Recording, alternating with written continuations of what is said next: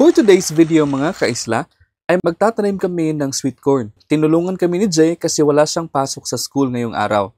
Ganito daw dapat ang paraan ng pagtatanim ng sweet corn mga kaisla.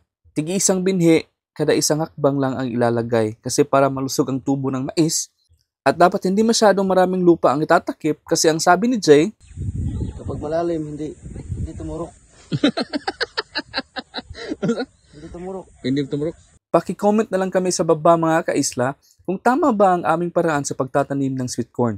Kuya pala ni Rolin ang nag-araro mga kaisla para may mataniman kami ng sweet corn.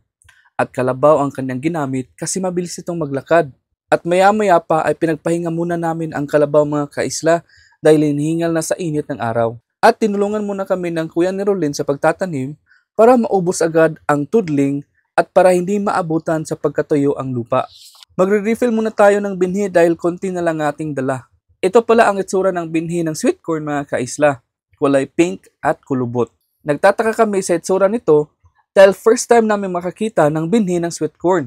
At first time din namin magtanim nito. Maya-maya pa ay sinalang na ulit si Kalabaw. At tingnan nyo mga kaisla, ganito pala nilalagyan ng yugo ang mga hayop na pang-araro. Ang laki ng tulong nila sa mga magsasaka dahil sila ang kaagapay nila sa trabaho. At dito pala sa amin mga kaisla, dalawang klaseng hayop pala ang ginagamit namin sa pag-aararo, kalabaw at baka. After isang oras mga kaisla, natapos na kami sa pagtatanim. Sige yun mga kaisla, so tapos na po kaming magtanim ng sweet corn. I-update na lang po namin kayo every 10 days para masubaybayan ninyo ang paglaki ng ating mga sweet corn. So that's it, Pansit.